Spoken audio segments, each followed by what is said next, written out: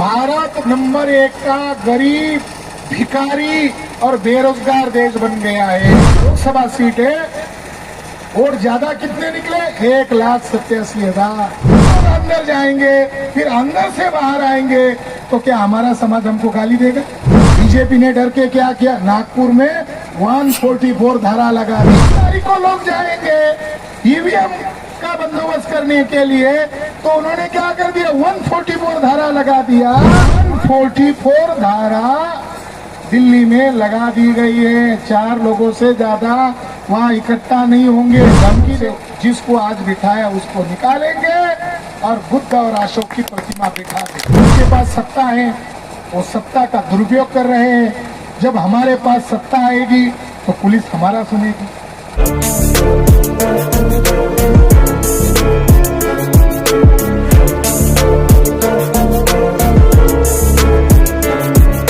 काम धाम तो बंद हो गया है, रूम में सड़कर मरना पड़ेगा।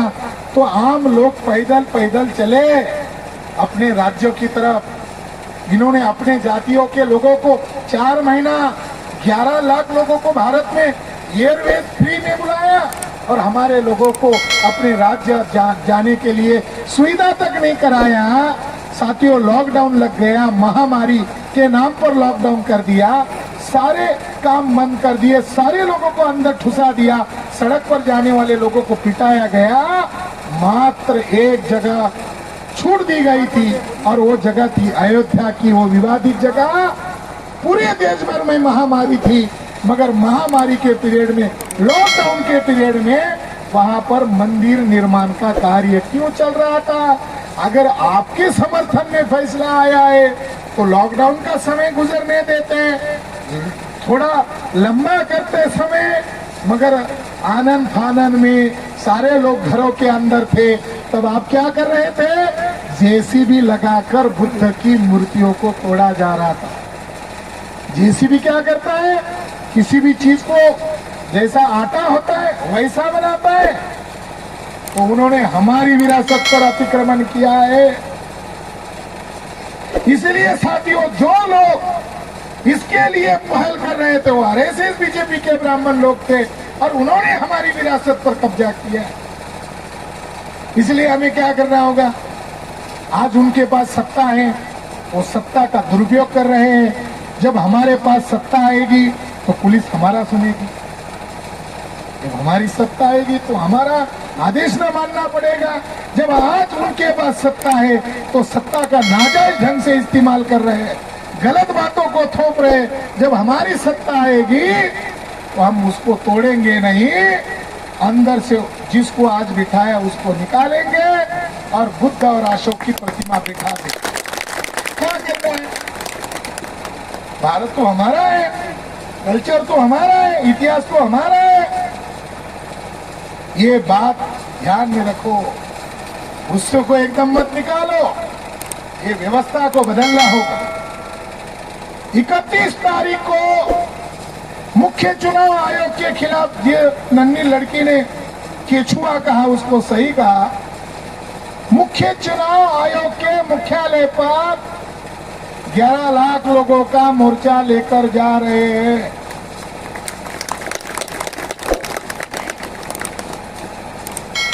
केंद्र सरकार इतनी डर गई है, इतनी डर गई है कि 18 तारीख से लेकर 15 फरवरी तक, यानी 29 दिन का 144 धारा दिल्ली में लगा दी गई है। 4 लोगों से ज्यादा वहां इकट्ठा नहीं होंगे, धमकी दे रहे हैं।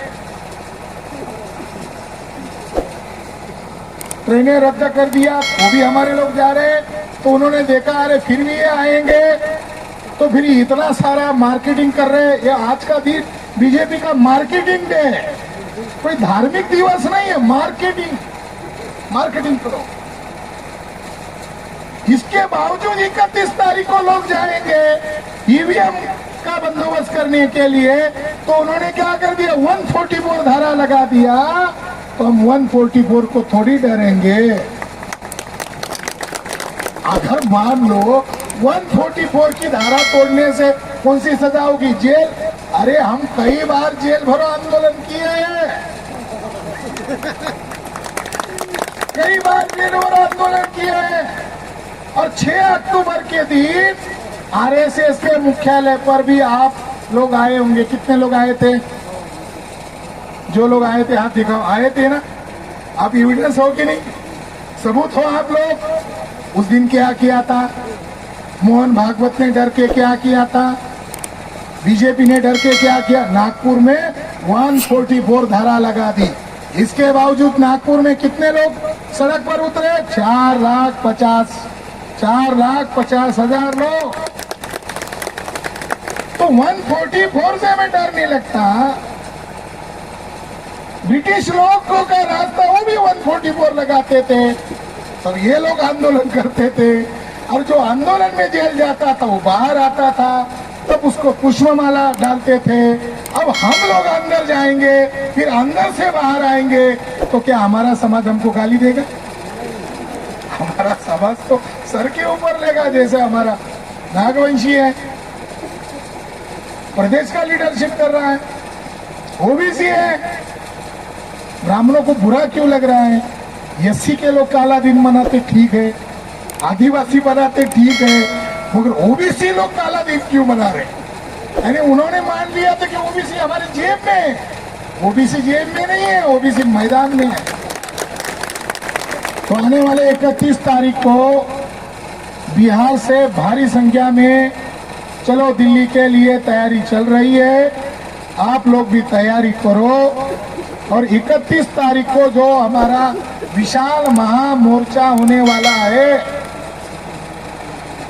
ये जो महामोर्चा होने वाला है, ये भारत को आजाद करने वाला मोर्चा है।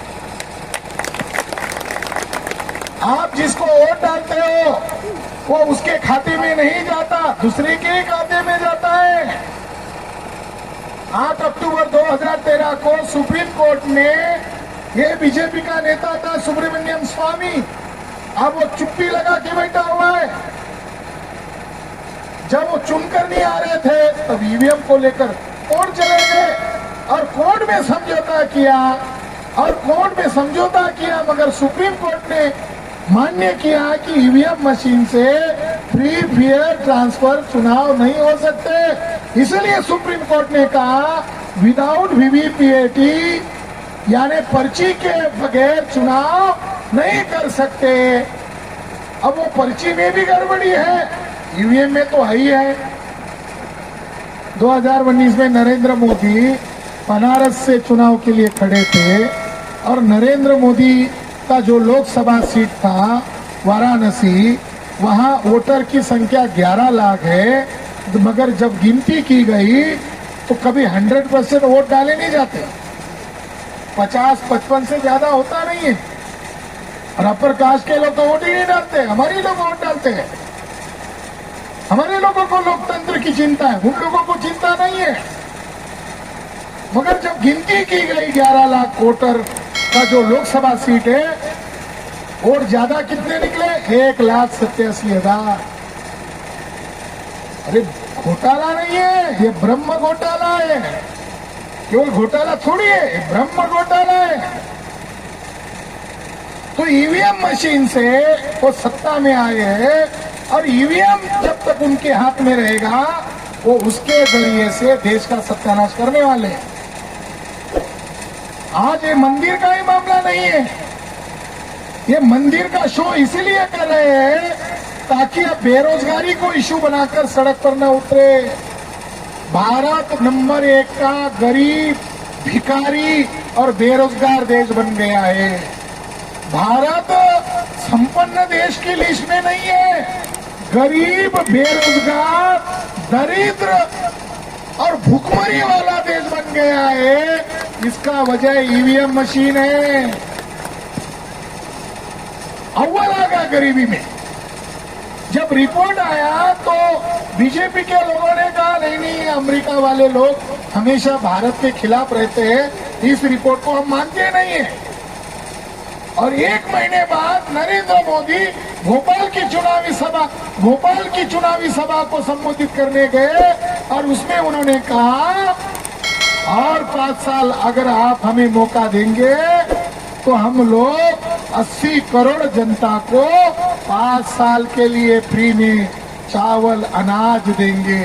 यानी आपने मान्य किया कि 80 करोड़ जनता खुद के बलबूते पर चावल अनाज नहीं कर रही है। ये आपकी कमाई है, ये आपने किया। यानी भारत को भिखारी बनाने का काम जिन लोगों ने किया, क्या वादा किया था? 2 करोड़ जॉब दूंगा, सालाना 2 करोड़ जॉब दूंगा। जब लोगों ने चिल्लाना शुरू किया तो नरेंद्र मोदी ने क्या नारा लगाया? विकास हो रहा है, बहुत अच्छा विकास हो रहा है। देखो, उनकी एक आदत है, जब उनके खिलाफ जनमत बन जाएगा, तो जब अटल जी के खिलाफ जनमत बन गया था, क्योंकि वो सरकारी कंपनियों को बेच रहे थे, तब अटल जी ने नारा लगाया था कि विरोधियों का काम है विरोध करना, आप उसके उल्टा प्रचार करो, भले ही वो गलत है। तब उन्होंने क्या कहा था? Shining India. तो उन्होंने क्या कहा था? Shining India. यानी उनकी बदनामी हो रही थी तो कह रहे थे शाइनिंग इंडिया, शाइनिंग इंडिया। अब क्या कह रहे हैं? भारत अभ्युदय हो रहा है। अभी किसी आदमी को, अगर गांव के आदमी को पूछो ये अभ्युदय का मतलब क्या है, वो बोलेगा ये कौन सा भाषा बोल रहा है। अरे वो शब्द भी ऐसा चुन रहे हैं, तो भारत का उदय हो रहा है, अभ्युदय हो रहा है। तो गरीबी में भारत अव्वल आ गया। अब गांव देहात के लोग हो, आपको बता दूं कि भारत सरकार ने नई शिक्षा पॉलिसी बनाई है। अंधे मत बनो, आपके बच्चों को पढ़ने नहीं